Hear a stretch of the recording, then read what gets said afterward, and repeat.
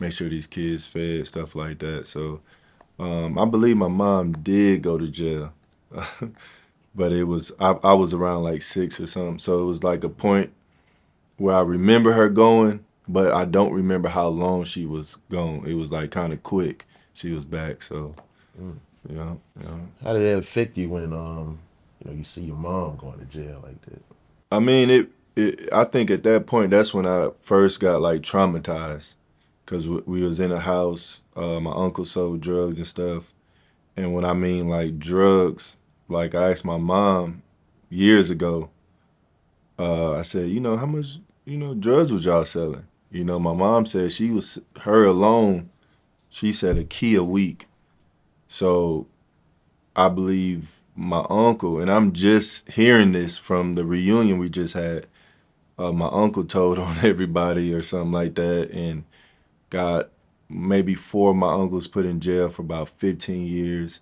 Like it just destroyed the whole lifestyle we had in Fremont. It kind of, we got robbed twice. I was a kid. I think I had to be at least, like I said, from 3 to 6.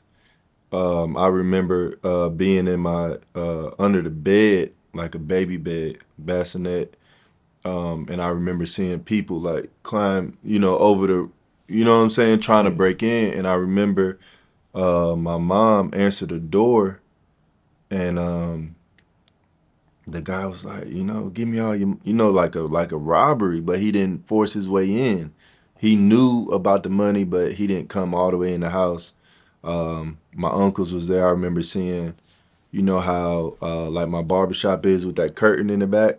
Like we had that in our kitchen, and I was, looking up under it, and I remember just seeing like cases of bullets, like bullets. I'm talking about like, in a case, in a little black case that you take out of.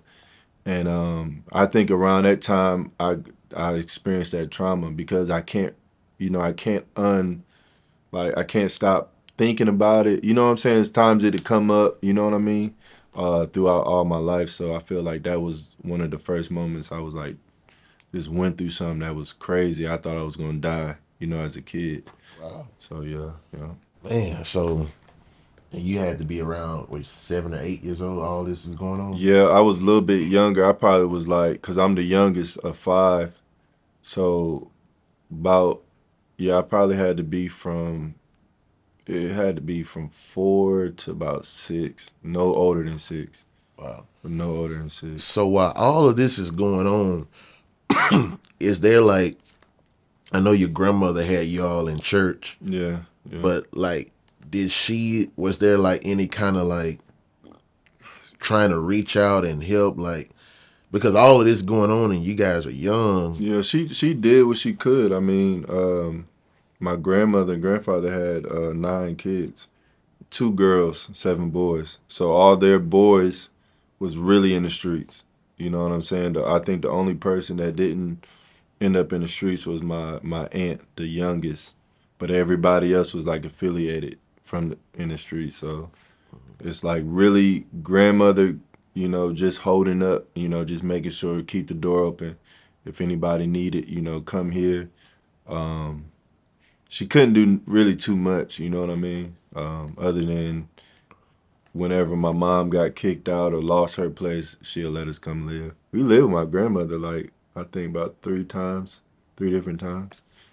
One thing I can say about like grandmothers, like some people think like your mom is the MVP, man. Like Mm, those grandmothers are the real MVP. yeah, yeah, They are the real ones that need to be celebrated because, they're the ones that really take up the slack.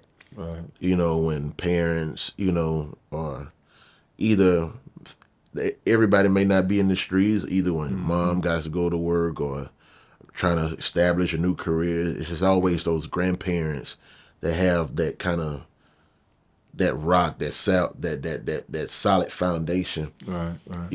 that you'll see in your life, years after. Man, it reminds me.